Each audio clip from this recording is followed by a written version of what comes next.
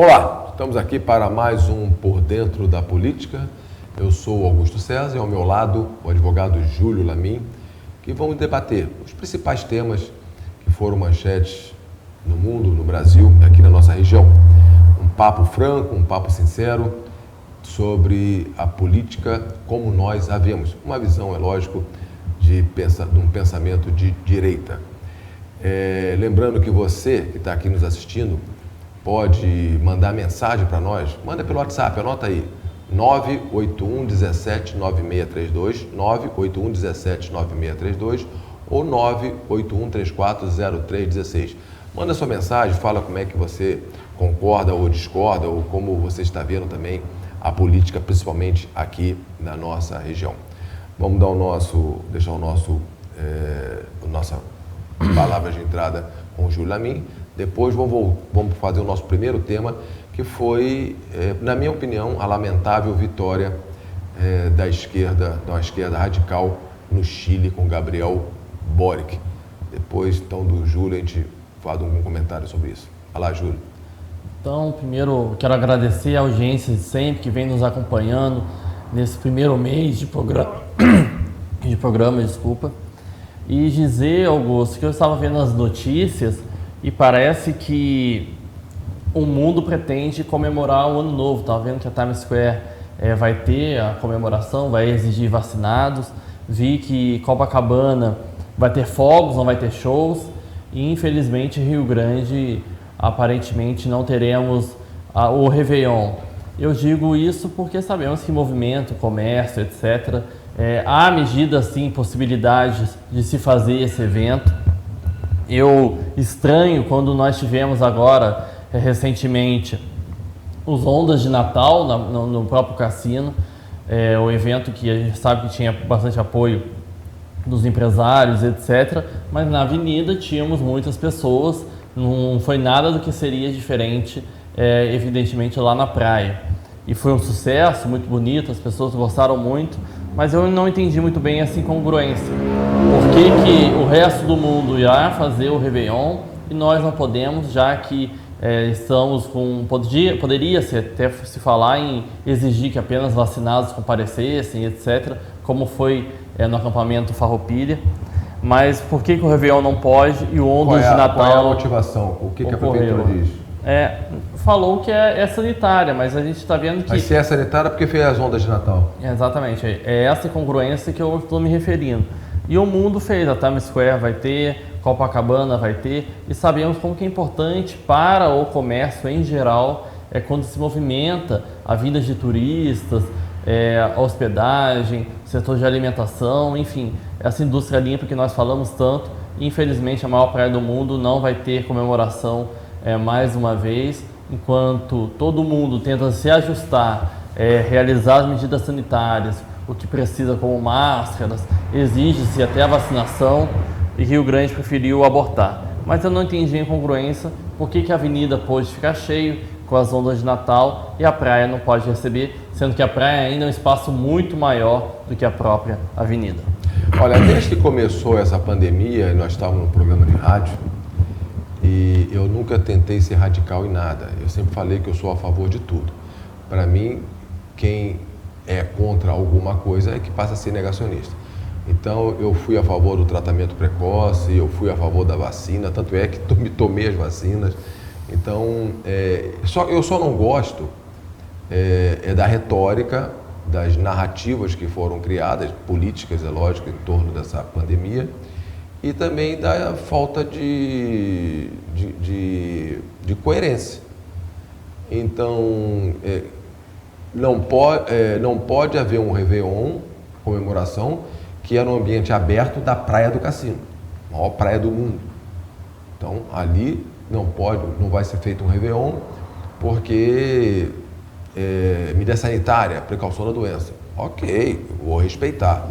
Mas aí dias antes faz ondas de Natal na avenida, numa região muito mais concentrada, com concentração maior. Aí essa incoerência eu não entendo, gostaria que alguém explicasse. Ou então houve algum problema no Réveillon e a pandemia mais uma vez paga o pato. Porque também tem isso, né, Júlio? A pandemia está pagando o pato de tudo, né? Parece aquela história, né? Quando Eu tinha um professor de matemática que dizia o seguinte: quando você não souber resolver um problema, usa a regra de 3. Regra de 3 resolve quase tudo. E aqui também, no Brasil atualmente, quando alguém tem algum problema, usa a pandemia. A pandemia praticamente resolve quase tudo, é uma opinião. Mas, Júlio, eu comecei, para não ficar também incoerente, eu comecei falando a apresentação da vitória lá da esquerda do Gabriel Boric no Chile, e que está sendo muito comemorada pela esquerda brasileira. Eu acho isso lamentável, porque a gente sabe justamente o que a esquerda faz, como a esquerda destrói a economia, destrói a iniciativa privada, destrói a livre concorrência, destrói a liberdade de expressão. A esquerda não tem um passado bonito, né? Basta dizer que esquerda é ex-União Soviética, é China, é Coreia do Norte, é Albânia, é a Cortina de Ferro, é Venezuela, é Cuba. Então não tem uma lembrança muito boa na esquerda. Então eu não vejo com bons olhos a vitória da esquerda no Chile. Mas a grande pergunta agora, vamos ver para onde o Chile vai, né? Porque a esquerda ganhou na Argentina e a Argentina está indo para o buraco. Então espero, né, até em consideração o Chile, que é uma nação bastante batalhadora, mas que infelizmente elegeu lá, metade da população praticamente, um pouquinho mais da metade, elegeu um esquerdista para governar. Quer falar alguma coisa sobre isso? O que a gente pode falar das eleições do Chile é um fenômeno político que está ocorrendo também no Brasil, que é o distanciamento do eleitor das eleições. Lá tivemos próximo de 47% de abstenção. Isso demonstra uma apatia da eleição e o próprio eleitor aceitando qualquer resultado que seja. Isso demonstra também que a descrença que estamos tendo frente aos nossos representantes. Isso já foi sentido aqui nas últimas eleições. Tinha também, como o Augusto bem falou, o problema da pandemia, foi um alto índice de abstenção, inclusive em Rio Grande, mas eu acho que isso passa muito pelos políticos não estarem conseguindo mais, na era da informação, com as redes sociais, com essa fartura de envolvimento da população para com o que acontece no país, não estão mais conseguindo, então, os representantes passar essa confiança ao eleitorado. E isso descamba, então, para um alto índice de abstenção, que é praticamente aquele que tanto faz, para esse eleitor tanto faz o resultado. E lá no Chile, então, o presidente vai ser eleito tendo tido votos de uma pequena parcela da população, aí, se contar a abstenção, é 1/4, é próximo de 1/3 da população. Então ele foi eleito por uma minoria, como o outro candidato, se viesse a ganhar, também seria eleito por uma minoria. Mas isso faz parte de um quadro geral de descrença para com os políticos. E a população, no meu entendimento, e mesmo eu sendo vereador, quem acompanha meu trabalho sabe que eu, antes de me eleger no passado, já tinha essa linha de pensamento, tem razão. Tem razão porque um chefe de família, um pai ou uma mãe que gasta todo o seu tempo do seu dia a dia para ir trabalhar, para cuidar de casa, em relação às dívidas, enfim, se ainda for dispor de um período de tempo para acompanhar a política, noticiário, ler livros de uma orientação, uma doutrina, e ainda se inteirar dos principais candidatos, das campanhas, propostas, e após isso fiscalizar o andamento do mandato, iria dispor, iria investir um tempo precioso, deixando de fazer tudo aquilo que eu já disse, que é importante para a sua própria sobrevivência no seu dia a dia, para colocar na política. Mas será que vale esse retorno? Você gastar um bom tempo do seu dia investindo em política, se atualizando, estudando, vai ter o retorno? Eu já, sinceramente, acredito que não.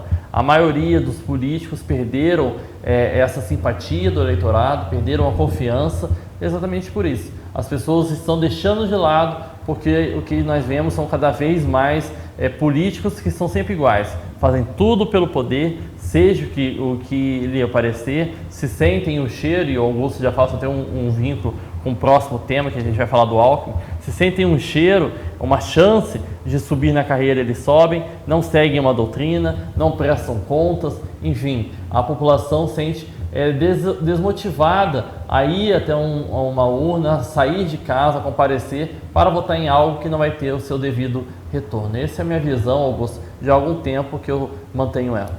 E com o alto índice de abstenções, vence aquele que tem capacidade de maior mobilização. E a gente sabe que a esquerda, ela se mobiliza, né? Ela se mobiliza, ela corre atrás.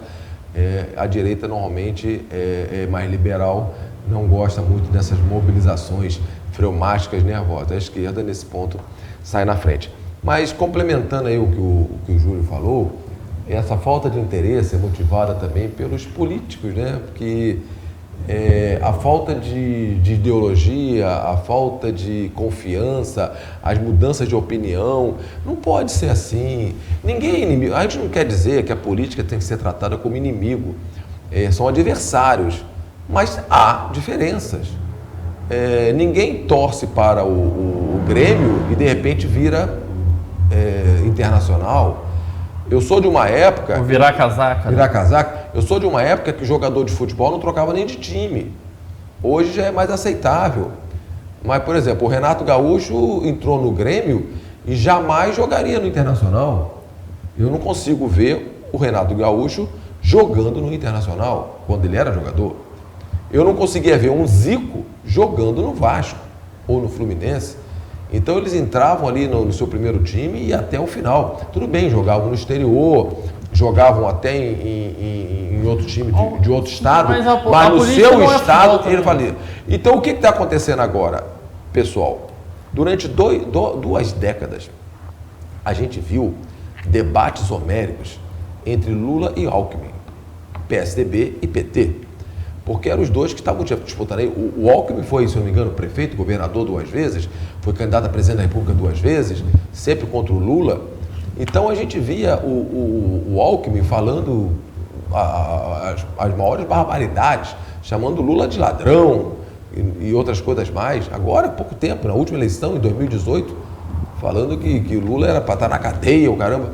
Agora, o que o eleitorado vê? Aquele eleitorado do PSDB, do Alckmin, ou então simpatizante do Alckmin, vê o Alckmin fazendo juras de amor por Lula, dizendo que é o par perfeito, e o Lula já falando também. Aí tu vai conversar com um petista, eu não vou dizer nome aqui, mas essa semana eu conversei com um petista, eu falei, e aí, como é que é o Alckmin? Ah, mas isso aí são acertos, os caras já... Não dá. Não dá. Por exemplo, quem votou em Bolsonaro em 2018 não vai votar em Lula em 2022. Vota. Eu discordo de ti.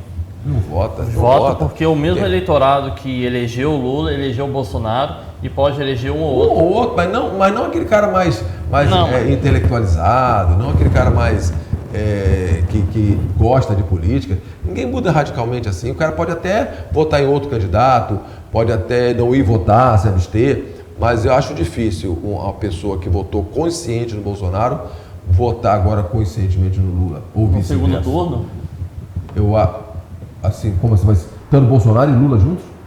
Claro, Augusto. A pessoa que fica desiludida com o Bolsonaro vota no Lula. A pessoa que ainda tem o sentimento anti-PT tende a votar contrário.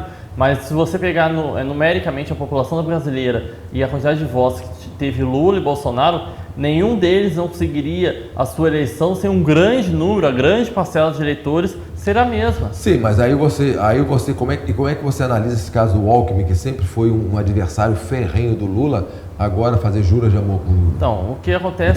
Como é que classifica agora os petistas? Estou dizendo o petista mesmo, o ideológico, o filiado, o que segura a bandeirinha, agora já está elogiando o Alckmin. Como é que você encara isso aí? Eu não consigo. É o que eu falei, Augusto, em relação quando eu conversava sobre o Chile. As duas perguntas que tu me faz é a mesma resposta. É o pragmatismo que a gente tem na política brasileira, que pode até ser benéfica para se ganhar uma eleição, mas é totalmente ruim e maléfica no sentido da confiança do eleitor. Tanto o petista que aceita esse acordo, que ele sempre ficou falando mal do PSDB, dos tucanos, enfim, era o grande rival deles antes de aparecer o Bolsonaro, pensa que isso pode fazer com que a chapa Lula-Alckmin saia da esquerda e vá para o centro, que todos que estudam política, ciência política minimamente, sabem que o candidato, para ter uma chance maior, ele deve ir ao centro.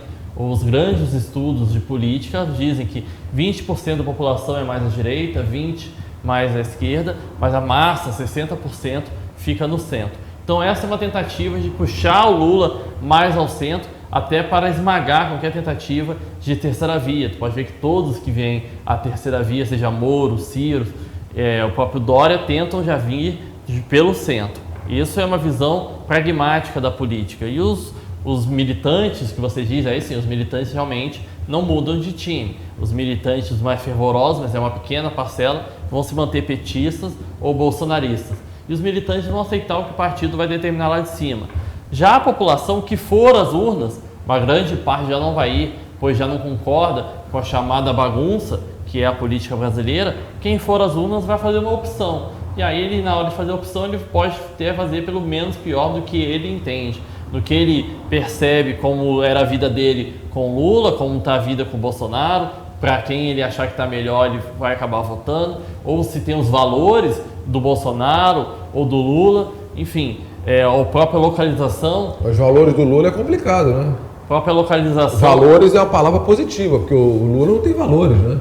O Lula tem defeitos, né? Mas então, os marqueteiros vão falar de Bolsa Família. Valores do Lula é complicado, né? Ou a questão geográfica, por isso também que muitas vezes o vice-presidente normalmente é de Minas Gerais, que tem um grande colégio eleitoral, ou lá do Nordeste. Valores do Lula é mensalão, petrolão, então, toda a direção do PT presa, é complicado. Então, né? Quando nós chegamos nesse ponto, Augusto, a população pode, aqui for às urnas, lembrando, a grande parte já não vai ir, aqui for às urnas vai fazer essa opção, pelo menos pior. Mas agora, essas condutas, tanto do Alckmin quanto do Lula em aceitar, ou até mesmo do Bolsonaro quando traz o Ciro Nogueira e outros para o governo, criam um sentimento de descrença na população, porque nós temos cada vez menos coerência na política, tanto a nível nacional até municipal. A falta de coerência faz com que a população perceba. Eu não gosto nunca de ouvir que alguns políticos pensam, a população esquece, a população não vê. Não, é difícil você querer que o outro raciocine como você raciocina, mas ela entende, ela percebe, ela vai até fazer uma opção do que ela considera melhor para a vida dela, mas ela vai entender que ali é um jogo político e isso leva à descrença. Eu sempre tento manter sempre muito a minha coerência de pensamento, coerência de ação, porque eu acredito que é isso que falta na política, e para que a gente possa resgatar o senhor, a senhora que está em casa nos assistindo, voltar a gostar e a participar da vida pública, nós devemos passar pelo menos a confiança. E a confiança se ganha através do tempo, demora muito para construir esse castelo da confiança, mas ela pode ser acabada numa simples manchete de jornal ou uma escolha mal feita, como é a que eu acho essa aliança entre o Lula e o Alckmin. Eu só sei o seguinte, se o Bolsonaro lançasse uma chapa agora, Bolsonaro para presidente e Haddad para vice, não levava meu voto. Esse é o meu pensamento, né? Então já sabe o que eu penso sobre Lula e Alckmin, né? Eu acho que eles não estão nem aí para a população, não estão nem aí para nenhum tipo de ideologia, para nenhum de compromisso. Mas estão só pelo poder e não sei para que fazer quando estiver no poder. A chapa mais próxima seria Bolsonaro e Ciro, eu acredito. Mas o Bolsonaro nunca foi um inimigo ferrenho do Ciro, nem já o Ciro foi. Inimigo. Não, mas não de ficar atualmente, então. Não, o Bolsonaro nunca chamou o Ciro de ladrão. Já tá. Ciro agora, recentemente, aquela operação lá da Polícia Federal no Ciro, não faz nem um mês. Mas é porque o antagonismo entre o Bolsonaro e o PT é muito maior do que o antagonismo atual entre o PT e o PSDB, isso que eu quis dizer. O PT e o PSDB hoje não são tão antagônicos quanto são o Bolsonaro e o PT. Mas o Alckmin também não está mais no PSDB, né? Ele saiu, né? Ele saiu esse ano. Saiu agora esse ano, né? Aí quem viver verá, né? Mas eu tô só dando uma explicação, que a gente aqui, cada um tem uma ideia, né? O Júlio, temos praticamente a mesma ideologia, né? Sou até pai dele, mas o pensamento político às vezes diverge um pouco. Eu já não aceito, né? Eu não aceito esse tipo de união só da luta poder pelo poder. Calma. Eu não aceito. Eu não falei que eu aceito. Eu tô falando, e não é meu candidato, é óbvio, todo mundo sabe que o Lula, que mais fala contra o Lula na Câmara sou eu. O Lula não é nem para ser candidato, tinha que estar preso. O que eu estou dizendo é o fato, existe. E como que a população enxerga isso? Eu acredito que grande parte da população que votaria no Lula não vai deixar de fazê-lo porque o Alckmin é seu vice. É isso que eu estou dizendo. É só uma visão que eu estou tendo. Eu conversei com petista de carteirinha. É uma visão que eu tenho. Que já está defendendo a chapa Lula e Alckmin. É isso que eu estou falando. Talvez seja essa a minha diferença. Eu voto no Bolsonaro, mas se o Bolsonaro lançar uma chapa com Haddad, não leva meu voto. Sinceramente, pode escrever. Se Bolsonaro lança uma chapa ele e Haddad, não leva meu voto. Aí eu vou procurar outro candidato. Né? E não vou defender a chapa Bolsonaro-Haddad. Não vou. Não vou defender nunca isso. E eu já estou vendo petista defendendo Alckmin e Lula. Então a gente mostra que não há ideologia, não há compromisso com o passado, com nada. Há apenas o compromisso de conquistar o poder. Para depois que conquistar o poder, fazer o que com ele? Fazer petrolão, né? Fazer... E um Bolsonaro e Rodrigo Pacheco? Não, mas é diferente, Júlio. O Pacheco não é PT, pô. Não, eu sei, mas é o nome de centro de um grande estado como Minas Gerais. O Rodrigo Pacheco é democrata, filho. É o nosso partido da terra. Mas aí mas é inimigo declarado do Bolsonaro. É inimigo, mas não é um camarada de esquerda, não é porque dentro da direita tem inimizades, isso é normal. Né? Mas o Rodrigo Pacheco nunca foi candidato. Mas o Alckmin não é de esquerda, o Alckmin é de centro. Eu estou falando, o Rodrigo Pacheco, eu falei ele por ser o nome de centro, que atualmente é inimigo do Bolsonaro e pode vir a agregar na chapa por ser de Minas Gerais. Isso que eu estou falando. Não dá. Não tenta arrumar, que é bem diferente. Botar um camarada que é do Democratas com o Bolsonaro, com um camarada que é do PT com o PSDB, aí é complicado. Não, mas não é o cara do PT que está indo para o PSDB. É ao contrário, o PT já tem a chapa dele. Está vindo um cara de centro para o PT. E agora eu estou falando, um cara de centro para o Bolsonaro. Não é um petista. É que a comparação você não pode fazer com o Haddad, você tem que fazer a comparação com caras de centro. Como eu falei que o próprio Ciro é de centro-esquerda e como o próprio Rodrigo Pacheco é de centro, talvez até centro-direita. Uma chapa de esquerda como o Lula, pelo pragmatismo, para aumentar suas chances de vitória, chamou um cara de centro que é seu inimigo declarado. Eu fiz uma comparação chamando também alguém de centro que é inimigo declarado. Não é declarado. Não, aí você forçou a barra. Rodrigo Pacheco não é inimigo como o Alckmin era do Lula, não é? A relação Alckmin e Lula não é nem um décimo da relação do Rodrigo Pacheco com o Bolsonaro. Tanto é que o Rodrigo Pacheco tem ajudado muito o Bolsonaro na presidência do Congresso, ali do Senado. Nós vimos agora a última, foi o Rodrigo Pacheco que interviu para fazer a audiência ali do novo indicado do Bolsonaro. Pelo contrário, tem ajudado o governo Bolsonaro. Né? Amenizou aquela palhaçada daquela CPI, né? Interferiu agora para que fosse marcada a audiência do indicado, o Mendonça indicado pelo Bolsonaro pelo STF. Não tem nem não, é assim, comparação. Eu acompanho a política e até porque hoje é o último programa do ano, a gente pode até ler algumas declarações do Pacheco que ele cita e chama o Bolsonaro. Ele fala, a solução não está no autoritarismo, não está nos arroubos antidemocráticos, não está em questionar a democracia. Foi a manifestação dele quando o Bolsonaro falou mal do Congresso. Mas ele é um crítico aberto ao Bolsonaro. Mas enfim, vamos passar para outro tema. A pessoa que está vendo, vamos ver. Vamos falar um pouco aqui da cidade, então, do que aconteceu na cidade. Ontem tem uma boa notícia, que ainda não se concretizou, mas se concretizar vai mudar o destino da cidade. Que a gente já comenta isso há muito tempo, que a gente criticou muito até o governo passado, o governo Alexandre, que praticamente não é que deixou, mas não se empenhou como eu achei que deveria se empenhar para a questão da termoelétrica, que é um divisor de águas para a cidade do Rio Grande. E aí, se concretizar, a gente então tem que dar reconhecer e dar os parabéns aí ao governo Fábio Branco, de estar trazendo de volta a termoelétrica, né? Porque eu entendi, a termoelétrica ficou anos tentando ser instalada aqui, com problema de problemas ambientais, de licenciamento ambiental, acabou indo embora e agora parece que está voltando por ação aí do governo municipal, com o governo estadual. Aí alguém pode dizer assim, não, mas o governo passado não foi ele que fazia o licenciamento ambiental. Mas a crítica minha é o seguinte, quando o senhor Alexandre Niemeyer assumiu o governo da Prefeitura Municipal do Rio Grande e viu que havia o interesse de ser instalada uma termoelétrica em Rio Grande, No dia seguinte, ele tinha que estar em Brasília, na porta de todos os ministérios, pedindo, pelo amor de Deus, para agilizar e a termoelétrica vir para cá. Tá? E isso eu tenho certeza absoluta, posso até ser desmentido, que ele não fez. Deixou-se passar, tipo assim, passou-se, né? Um pouco de inércia. Parece que o Fábio não está tendo essa inércia, então por isso tem que ser reconhecido. Então, se a termoelétrica vier realmente, voltar para Rio Grande, vai ser muito bom para Rio Grande. Essa é a excelente notícia que nós tivemos essa semana e vamos conversar ainda um pouco sobre qual seria o investimento que ela traria.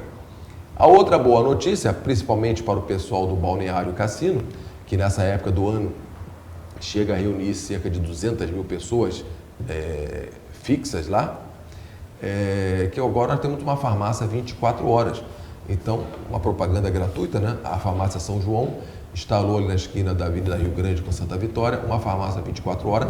Nós estivemos na inauguração. E eu vou fazer um adendo, e vamos comentar sobre isso aqui também, né, Júlio? Por acaso eu moro naquela rua, ali bem perto da farmácia.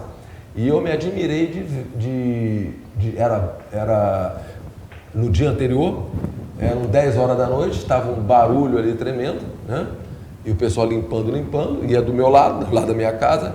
Eu saí meio de pijama ainda, fui na porta ali, fui ver e vi o pessoal trabalhando. E sabe quem estava ali ajudando a limpar, a varrer? Nada mais do que o Pedrinho da São João, que eu tive o prazer de conhecer. O dono da São João, que não tem nem sócio, que tem 900 lojas, 900 farmácias, e estava ali às 10 e pouco da noite, junto com a sua esposa, que eu também tive o prazer de conhecer, faxinando a loja São João. Faxinando a loja São João. Tu vê que são 900 lojas o cara tem. Tu vê a simplicidade da pessoa, né? Então essas são as duas boas notícias. Também podemos falar da eleição na Câmara, mas já acabou. Depois do intervalo. Já o intervalo. Então no próximo intervalo a gente vem aí com a questão, vou deixar para o Júlio falar da termoelétrica e da São João e também da eleição na Câmara de Vereadores, parabenizando já o vereador Paulo Rodão, que será o novo presidente. Vamos ao nosso pequeno intervalo.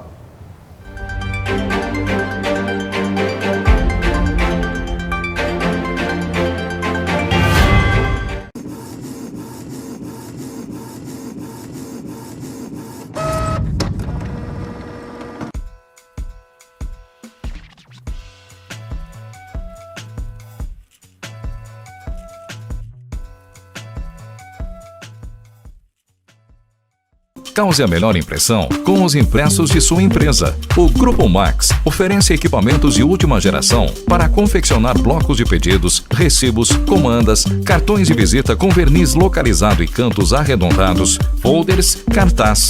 O melhor em impressos é com o Grupo Max. Personalize sua empresa com os produtos de qualidade. Grupo Max, Avenida Cidade de Pelotas, 1321, fone 3232-7981 ou pelo WhatsApp 99945-3582.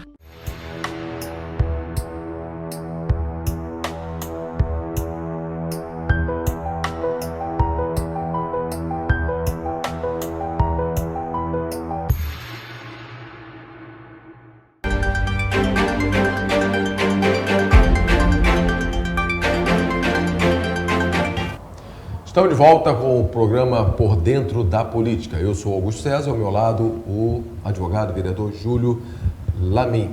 Lembrando que você pode participar mandando mensagem aqui, fazendo seu comentário sobre os temas ou também ideias do nosso programa pelo WhatsApp 981179632 ou 981340316. Aproveitar para desejar um Feliz Natal para todo mundo. Hoje é dia 24, uma boa ceia, um Feliz Natal e força e fé na missão, que 2022 vai ser um ano mais repleto de realizações e vamos sair dessa pandemia e crescer, se Deus assim desejar.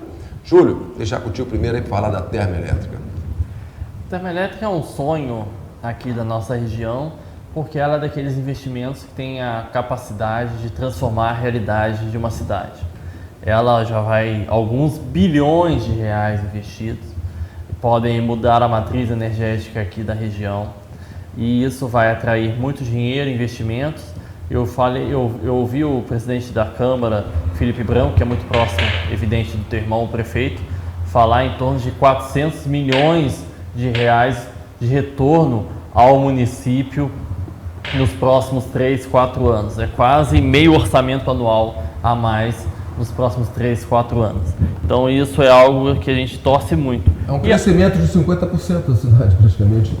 Crescimento de 50% do orçamento. Isso já parece que é realidade, porque um dos últimos passos para o licenciamento é aí a audiência pública da FEPAM, que durou por volta de 4 a 5 horas. Então, a gente sabe, o Grupo Cobra, que é o nome dos investidores, que estão aí propensos a abraçar e abarcar esse alto grau de investimento na nossa cidade.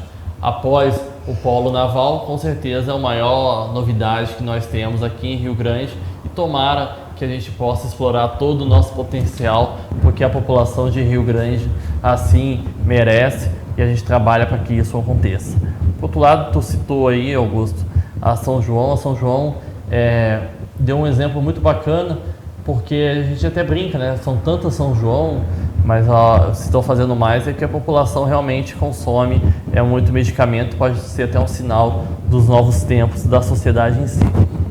Era, como tu disse, era 902 lojas, é muita loja já dessa porque na verdade, ali da Avenida Rio Grande para Santa Vitória foi a transferência, então ele manteve 900.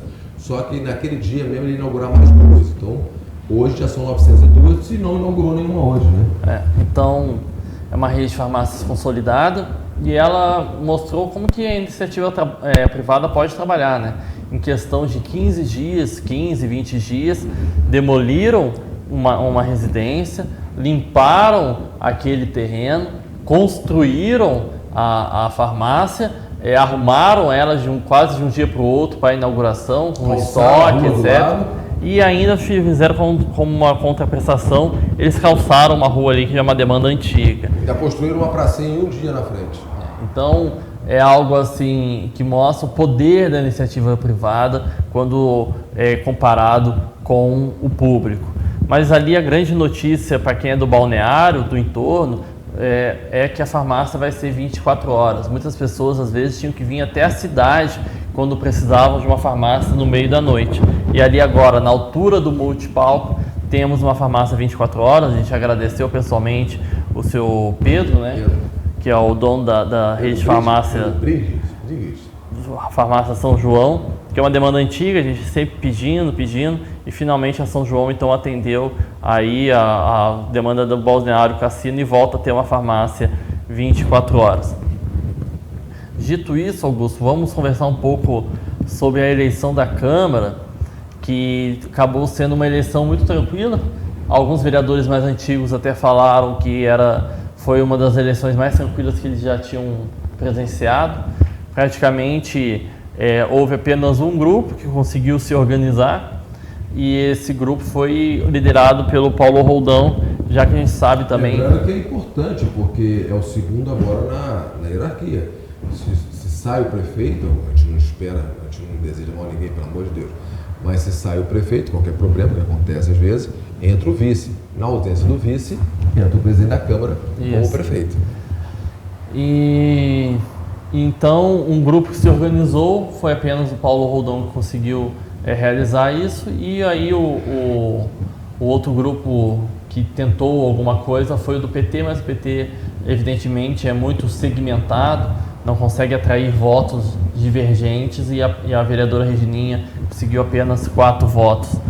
Um caso curioso, Augusto, foi que a eleição para o vice e demais cargos tiveram mais votos do que o próprio presidente. Eu até brinquei com o Giovanni isso, que ele é o primeiro vice-presidente, já que os vereadores Repolinho e Sargento Rodrigues não votaram, se abstiveram no Paulo Roldão, mas votaram no restante da chapa. Então, o vice-presidente teve mais votos do que o próprio presidente. O que demonstra, e a população que acompanha esse programa deve ficar pensando como que se dá essa eleição, mas é algo muito tranquilo. O próprio candidato, pelo menos em relação a mim, conversa, diz que quer ser candidato e não me oferece nada anti-republicano. Eu não tenho por que esconder isso. até mesmo que a população sabe que eu não tenho nenhum tipo de indicação a cargos, seja na Câmara, seja na Prefeitura, apenas o interesse nele fazer a boa gestão. O Paulo Rodon teve a viabilidade de conseguir os votos necessários para ganhar. O presidente da Câmara, a população também, é bom saber, ganha no seu salário 50% a mais do que os demais vereadores, e ele também é o ordenador de despesa, ele assina os cheques, ele assina os gastos da Câmara durante esse ano. Tem maior responsabilidade também. Ele é o responsável. Está com o seu CPF, seu nome na mira da Receita Federal. Por ser o ordenador de despesa, ele tem essa responsabilidade. Sabemos que anos passados tivemos alguns possíveis irregularidades, tiveram processos abertos que ainda não foram concluídos, como por exemplo do falecido Charles Saraiva, naquela questão de superfaturamento de pedreiros e etc. A população toda acompanhou. Aquilo aconteceu porque ele era o presidente e ele é o responsável. Ganha 50% a mais e tem mais responsabilidades. Mas a gente espera que 2022 já seja um ano de uma produção muito maior. A pandemia já enfraqueceu muito. Eu acredito que a Casa Legislativa de Rio Grande, que é a mais antiga do estado, ela possa dar resguardo e dar respostas que a comunidade de Rio Grande merece e também quer. Ô Júlio, esse programa nosso talvez seja um pouco menor, porque nós temos compromisso daqui a pouco também, e hoje é dia 24, né? É só para que a gente veio gravar esse programa, hoje, 24 de dezembro, para um respeito aos nossos telespectadores, que as pessoas já me falam, algumas pessoas na rua que gostam de assistir o programa, então é chato a gente não gravar. Mas assim, antes de terminar o programa, a gente quer fazer um prognóstico, a gente volta muito para a cidade do Rio Grande. E nós sabemos que esse programa é por dentro da política, então, ou seja, é um programa político. E as pessoas estão perguntando, né? Quem serão os candidatos ano que vem, em 2022, aqui na cidade do Rio Grande? Em 2018, nós tivemos 10 candidatos a deputado federal e 10 candidatos a deputado estadual da cidade do Rio Grande. Eu, inclusive, fui um deles, né? Fui candidato a deputado federal. E agora, assim, Júlio, para terminar o programa, quem seriam os possíveis candidatos a deputado estadual e federal aqui na cidade do Rio Grande? Que a gente ouve falar, o PT vai lançar um candidato, obviamente. Se fala muito da dobradinha do presidente do PT, o Halley, com o Alexandre vindo para a federal. O PT, historicamente, não lança muito a federal, porque ele sempre apoiava o Fontana vai apoiar o Alexandre. Então você acha que vem a dupla lá do Lindemeyer, né? Isso. Halley para estadual e Lindemeyer para federal. Isso é o PT. Isso. Alguém mais de esquerda? Propriamente de esquerda vinha candidato? Vinha sempre o Júlio Martins. Acredito que não viria o Júlio Martins. Não vi falar nada, pelo menos.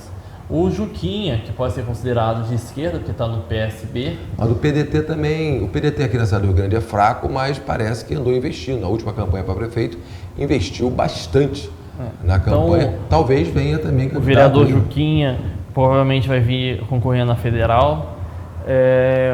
Também, e aí viria o MDB, com suas disputas, que a cidade toda sabe que tem uma forte disputa. Alguns nomes querem ser candidatos, eu posso citar entre o Felipe Branco, o vereador Felipe Branco, o secretário Boca, o Jani Branco, que eu não sei qual é o cargo que ele ocupa atualmente, mas o Jani Branco, o próprio Júlio César Pereira da Silva, vereador que é conhecido como Julinho, e o vereador Luca também tem interesse em concorrer. Desses vão sair provavelmente 2 candidatos. Além deles, o Paulo Roldão, vereador que é atual presidente da Câmara, eu vi também, já anunciou alguma vez que queria talvez vir candidato. Pré-candidato, pré-candidato. Todos esses que a gente está falando, evidentemente, são pré-candidatos. É o que a sociedade e a comunidade de política comenta. O vereador Rogério Gomes também. E, inclusive, a minha pessoa, se tiver viabilidade eleitoral, eu também pretendo tentar disputar essa eleição, porque eu acredito que um deputado consegue fazer muito mais pela região, pela cidade, enfim, do que propriamente um vereador. A minha pessoa, só se o partido quiser muita ajuda minha e também quiser ajudar. Porque a gente sabe que é complicado essas eleições, despende muito também recursos e a gente não tem esses recursos necessários. Então é complicado você sair candidato sem ter um partido te apoiando nesse sentido, né? Augusto, eu quero falar só com relação à vacinação, que está circulando um vídeo aí de Fernando de Noronha, não sei se você chegou a ver, em que o governador, não sei se Fernando de Noronha tem prefeito? Ele era território, incorporou o estado de Pernambuco. Eu acredito que hoje ele funciona mais como se fosse uma cidade de Pernambuco, uma coisa parecida assim.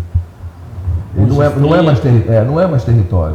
Mas tem que as autoridades de lá, a vigilância sanitária, estava lacrando uma hospedagem porque os donos não eram vacinados e eles só poderiam voltar a trabalhar quando se vacinassem. Eu até vi os comentários, a filha falou que os pais acabaram se vacinando. Não tem 1.000 habitantes, não é possível. Então, em relação a que a gente vê que a vacina ainda, e isso é uma coisa que eu tenho que falar, os políticos, os governantes continuam indo ao contrário do que eu acredito. Eu tomei vacina, toda a minha família tomou, graças a Deus eu não perdi nenhum parente para essa temível doença, perdi sim clientes, eu que sou advogado, perdi amigos também, conhecidos, mas o caminho ainda acredito, eu volto a bater na tecla, não pode ser da obrigatoriedade.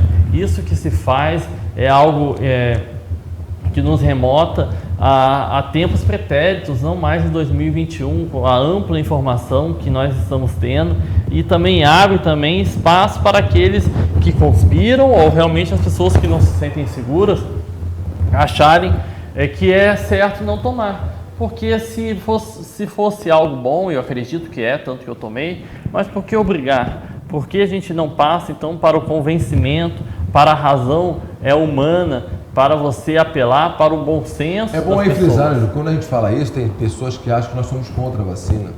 Aqui não se trata de ser contra a vacina, aqui se trata de ser a favor da liberdade das pessoas. Então, isso aí é bom deixar bem claro, né? Eu não sou contra a vacina, tanto é que eu me vacinei, mas eu sou contra obrigar. Aí tem pessoas que falam, mas aí pode ficar doente, sobrecarregar o SUS. Eu sou contra qualquer tipo de obrigação. Não, mas isso do SUS é um outro parênteses que pode fazer, porque se a gente for para esse caminho, vamos proibir refrigerante, vamos proibir o sal em excesso, vamos proibir o cigarro, vamos proibir a cerveja. Proibir, principalmente, que já é proibido, né? Que é hipocrisia, é o consumo de drogas, né? Conversa com qualquer médico, com qualquer universitário que faz estágio de medicina, quantas pessoas entram no SUS com overdose, que é a hipocrisia, a canalice, principalmente, de quem é viciado em droga, de quem vive fumando baseado, de quem vive cheirando cocaína, aí fica, porque o SUS não pode se responsabilizar. São esses que normalmente têm overdose e vão encher o saco lá do SUS, gastando o dinheiro do nosso imposto.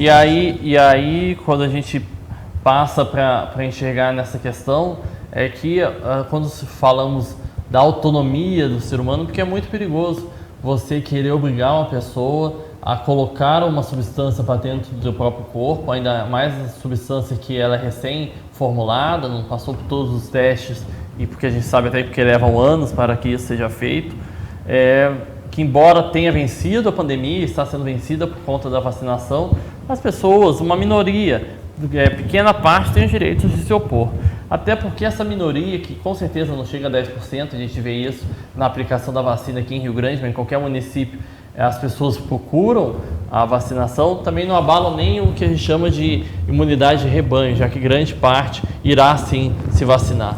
Mas por que sempre escolhemos o caminho mais fácil, parece ser mais fácil, mas que sempre causa mais prejuízo para a população em termos de valores, de fundação da comunidade? Você proibir alguém de trabalhar, você proibir alguém de se locomover dentro da sua própria cidade, da sua própria rua, porque essa é a diferença. Muitas pessoas falam, a febre amarela sempre teve que tomar vacina. Sim, sempre teve, mas para que se desloque, você quiser ir para a Amazônia, por exemplo, tem que tomar a febre amarela. Mas você, se morar na sua cidade, para ir ao hospital da sua cidade, para ir ao mercado, para viver na sua comunidade, poder sair de casa, isso nunca houve necessidade de vacina. Isso é algo que está sendo costurado em alguns países da América do Sul. Agora eu posso até errar, mas eu acho que o Equador já está tornando obrigatório. A Áustria está criando até um programa governamental para perseguir ali, conseguir levantar quem não quer tomar vacina. Então é algo que descamba para o autoritarismo. E é por isso que a gente sempre tem muito cuidado, porque a liberdade é algo que é muito precioso. De novo, a gente demora tantos anos, lutas de décadas, de centenas de anos, por exemplo, no caso dos escravos, para alcançar a liberdade, mas ela pode sair num toque de mãos, numa assinatura de um político que pode até tentar fazer o bem, mas está agredindo algo muito valioso ao ser humano. Então eu tenho essa dificuldade do tal convencimento ao invés da obrigatoriedade. Porque usar a força? Somos seres racionais. É só mostrar os números. Mostre, aponte para a população, e aqui eu posso até fazer esse papel de advogado, como após a vacinação o número de mortes reduziu, como após a vacinação a pandemia arrefeceu, diminuiu, e também mostre que não há grandes casos de complicações pela vacina. Isso, para alguém que preza pela sua própria saúde, já deve ser o necessário para que ela aplique a vacinação. Eu lá atrás, evidentemente, como todos aqui, assim que saiu a vacina, ficou com o pé atrás, ficou pensando, será que faz bem realmente? Vai me dar algum efeito colateral? Mas com o passar do tempo, eu tenho 33 anos, eu demorei então a tomar minha vacina, porque não tenho comorbidades. Quando chegou a minha vez, já haviam bilhões de pessoas que tinham tomado a vacina no mundo, já se mostrava realmente eficaz, não é 100%, uma vacina foi feita, sabemos, às pressas, é o melhor que nós pudemos dar como resposta, a ciência deu para o combate à pandemia, mas, de novo, por que os políticos vão para o caminho da obrigação? Por que não fazem um trabalho educacional de convencimento? Essa é uma reclamação que eu irei manter e é uma posição que eu sou totalmente contrário. Político não é pai, político não é babá do povo. Político é aquele que organiza as contas dos nossos impostos e institui leis de acordo com o costume e a vontade da maioria. Claro, preservando os direitos humanos da minoria. Então, esse papel que nós temos que ter e cobrar dos nossos políticos. Agora, impedir um pai de família, como eu vi, de trabalhar porque está vacinado, não faz sentido nem lógico. E aqui eu digo, Augusto, se você, por exemplo, está vacinado, se a sua vacina, e a gente tem que confiar, está boa, por que se preocupar com a vacinação do outro? E eu ainda afirmo, quem está vacinado, a própria ciência já diz, também pode transmitir o vírus. Então a vacina não impede você de pegar e não impede você de transmitir. Assim como quem não está vacinado também não impede de pegar nem de transmitir. A vacina só dá um reforço ao seu sistema imune, porque ele já vai ter criado anticorpos e irá atacar e vencer, assim a gente deseja a todos, a doença de modo mais fácil. Então, se a vacina não é garantia de nada, por que vamos perseguir aqueles que, por um desejo pessoal, que eu discordo, mas tenho que respeitar, não querem tomar a vacina?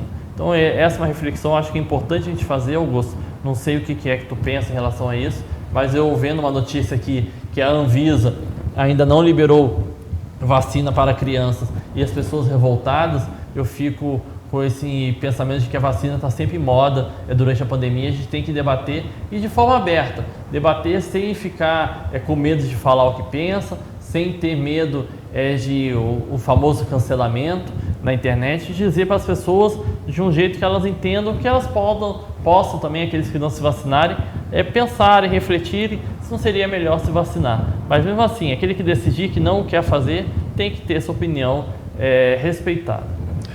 Eu me vacinei porque eu confio na ciência e o que estava aí. Opiniões, então eu me vacinei. Agora, eu sou um camarada que defendo até o final, inclusive com armas, se necessário for, a liberdade. Por isso que eu combato tanto a esquerda, porque a esquerda é contra a liberdade. A esquerda é contra a liberdade. Precisa ter repetido 2 vezes, porque tem gente que às vezes não entende. Olha o que acontece em Cuba, olha o que acontece na Venezuela, olha o que aconteceu no mundo comunista. A esquerda é contra a liberdade. Por isso, enquanto eu estiver vida, eu sempre vou combater a esquerda. Júlio, para mim Augusto, terminou. Augusto, vou deixar então você dar aí as palavras finais para terminar o programa. Só em relação à esquerda, é bom que a gente diga isso para as pessoas entenderem, Por que falamos que a esquerda, e que é por dentro da política, eu acho que cabe, é contra a liberdade? É uma definição que a gente pode pegar o Oakeshott, ou posso pegar outros autores, que a política ela pode ser dividida entre política da fé e a política do ceticismo. Então a esquerda seria a política da fé, é o que nós chamamos de progressista. Eles querem transformar a realidade em algo que eles entendem. Um grupo de políticos entendem que a comunidade, a sociedade deveria seguir um caminho. Eles possuem fé nesse poder de transformação. Mas claro, a transformação então ela tem que ser dirigida.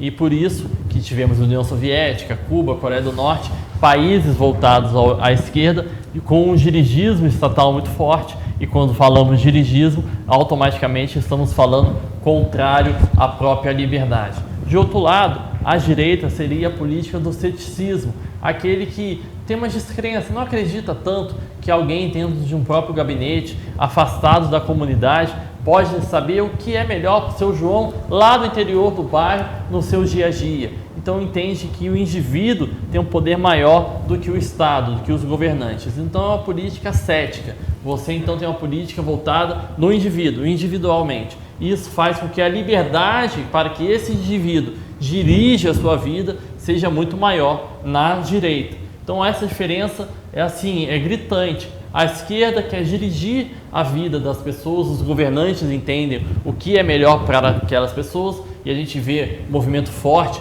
do politicamente correto, um movimento forte do sindicato, do marxismo cultural e por outro lado, a direita, a política do ceticismo, o conservadorismo entende que os pais de família, associações civis, igrejas, sabem o que são melhor para as suas vidas, por isso a gente preza tanto pela liberdade. Eu não quero um político em Brasília dizendo como eu devo educar meus filhos. Eu não quero um político em Brasília dizendo como eu posso me comunicar, que agora eu tenho que falar todos, que agora eu tenho que escrever o gênero com X. Eu tenho essa iniciativa de entender o que é melhor para mim. Então essa é uma diferença clara que a gente tem entre esquerda e direita. E quando Augusto diz que a esquerda é contra a liberdade, ele tem razão, que é nesse sentido. Ele quer dirigir a tua vida, enquanto a direita quer te dar liberdade e te ajudar a desenvolver seu potencial sem impor nenhuma vontade à sua pessoa ou à sua família. Então, com essa mensagem, que eu peguei até falando um pouquinho de doutrina política, a gente encerra, mas sempre desejando aí, se você vê hoje mesmo, sexta-feira, uns votos de Feliz Natal, que tenha muita paz, prosperidade, possa estar nessa data com a sua família, sempre comemorando que somos vitoriosos, somos sobreviventes de uma pandemia maior do século e a gente tem sempre que agradecer por estarmos aqui nesse mundo, agradecer a Deus por todas as conquistas que temos e que ainda vamos ter, porque eu tenho certeza disso. Então, forte abraço a todos e até 2022.